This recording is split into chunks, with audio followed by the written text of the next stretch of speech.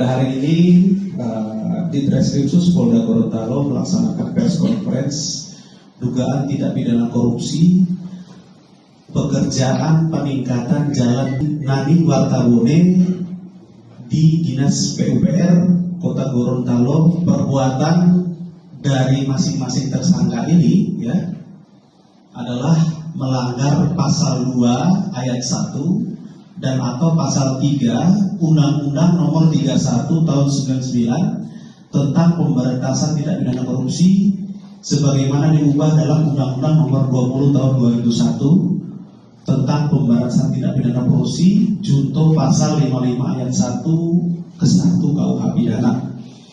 Masing-masing dengan ancaman pidana 20 tahun, denda 1 miliar.